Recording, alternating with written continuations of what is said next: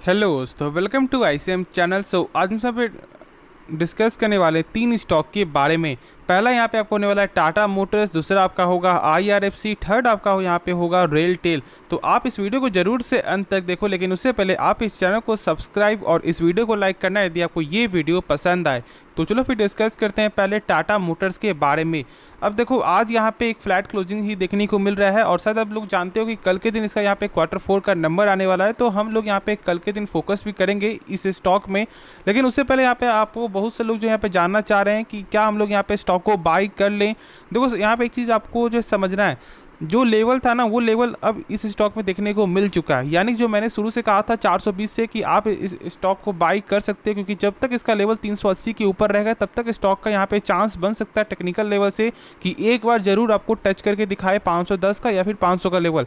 और स्टॉक यहाँ पे 510 के ऊपर ही फिलहाल अभी यहाँ पे ट्रेड करते हुए दिखाई दे रहा है। खास फिर उसके बाद यहाँ पे एक और ब्रोकर ने यहाँ पे टारगेट भी दिया था, जिनका नाम है आपको मोतीलाल ओसवाल। उनका भी यहाँ पे टारगेट आपको 510 रुपये का था, तो उनका भी यहाँ पे टारगेट आपको हिट हो गया। तो देखो, अब क्या अभी यहाँ पे बाई करना सही रहेगा? एक चीज़ यहाँ पे सबसे पहले आपको समझना है कि यदि आप यहाँ पे शॉर्ट टर्म में ट्रेड कर रहे हो ना अभी भी, तो कल का यहाँ पे वेट कर लो। कल यहाँ पे कैसा इसका नंबर आने वाला है उसके बाद यहाँ पे ट्रेड लेना, और लॉन्ग टर्म पर्पस के लिए भी कल का यहाँ पे वेट करना ही चाहिए। बाकी यदि आप यहाँ पे कल जो रिस्क लेना चाहते हो, यदि आप ऐसा सोच रहे हो कि नहीं कि यहाँ पे परसों जो है इसका Q4 का नंबर यहाँ पे सही देखने को मिलेगा, तो फिर कल के दिन यदि Q4 का नंबर सही देखने को मिलेगा तो सोमवार कहीं ना कहीं यहाँ पे गेन होगा। तो यदि आपको रिस्क लेना भी है ना, तो आप यहाँ पे रिस्क लो, लेकिन स्टॉप लॉस को जरूर से मेंटेन करना, ये चीज़ को आपको जरूर से समझना है। देखो, यहाँ पे बहुत से लोग क्या पूछते हैं कि सर इसका यानी इस कंपनी का जो फंडामेंटल यहाँ पे कमज़ोर है, तो क्या हम लोग यहाँ पे स्टॉक को बाई करें क्या इस पर्पज़ से? देखो, स्टॉक यहाँ पे हम लोग जो है ना, कोई भी कंपनी को दो चीज़ देखकर या फिर तीन चीज़ देखकर हम लोग यहाँ पे स्टॉक को बाई करते हैं।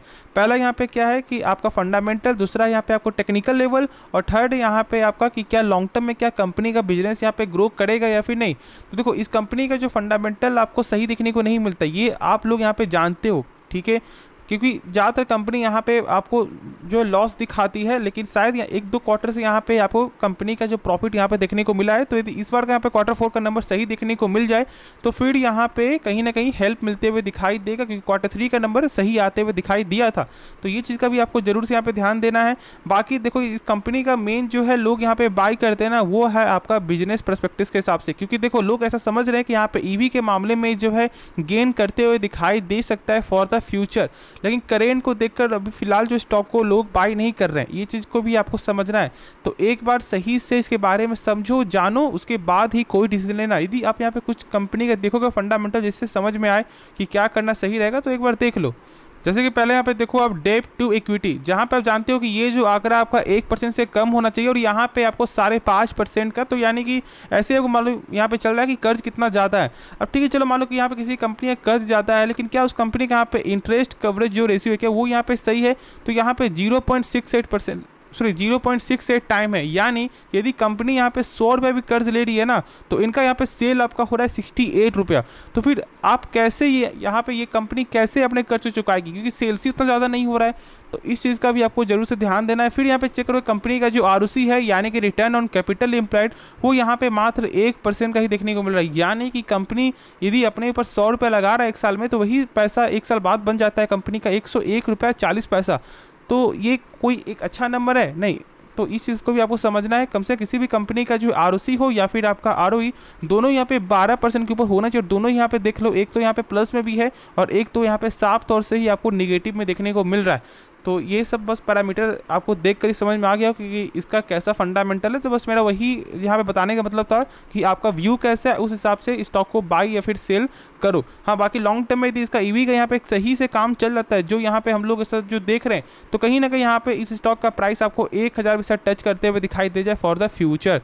तो इस चीज़ को भी ध्यान देना है। तो चलो फिर हम लोग यहाँ पे नेक्स्ट स्टॉक के बारे में डिस्कस करते हैं। तो स्टॉक का नाम है IRFC, और यहाँ पे आज के दिन जो है आपको 2.5% से ज़्यादा जो गेन देखने को मिला है। देखो, मैंने यहाँ पे आपको बताया था स्टॉक बार यहाँ पे 32 पर आएगा, फिर 34 तक जाएगा, फिर यहाँ पे उससे और आगे बढ़ेगा। देखो, समझना आपको ये चीज़ है ना कि क्या इसका जो बिजनेस यहाँ पे आपको पसंद आ रहा है, और मेरे हिसाब से IRFC को ज़रूर आपको यहाँ पे होल्ड करके चलना चाहिए।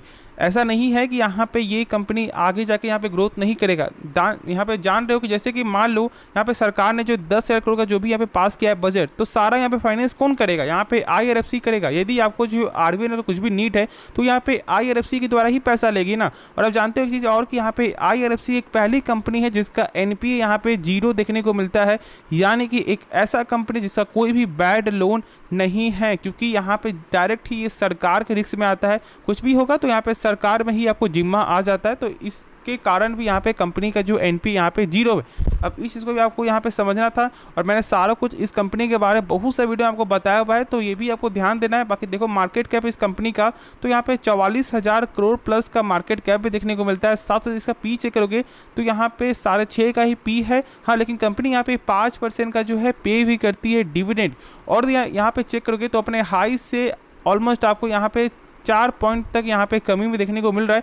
तो कहीं ना कहीं यहाँ पे लॉन्ग टर्म के लिए इस स्टॉक को यहाँ पे बाई कर सकते हो। पर एक चीज़ यहाँ पे जरूर से ध्यान दें कि पर्पस आपका होना चाहिए यहाँ पे कितना 20% करके स्टॉक को बाई करो, ना कि पूरा पैसा एक बार में लगा दो। और शॉर्ट टर्म के लिए यहाँ पे यदि आप जो ट्रेड कर रहे हो तो स्टॉप लॉस जरूर यहाँ पे आपको मेंटेन करना, ये एक कंपलसरी है और इसे आप कभी भी मत भूलना, ठीक है। तो चलो फिर हम लोग यहाँ पे अगले स्टॉक के बारे में डिस्कस करते हैं। तो हम लोग यहाँ पे जानेंगे आपको रेलटेल के बारे में। और देखो यहाँ पे आज के दिन यहाँ पे एक फ्लैट क्लोजिंग देखने को मिल रहा है, लेकिन यहाँ पे एक बड़े ब्रोकर ने यहाँ पे टारगेट दिया है। क्या टारगेट है वो पहले हम लोग यहाँ पे देख लेते हैं, फिर हम लोग यहाँ पे आगे का जो डिस्कशन करते हैं।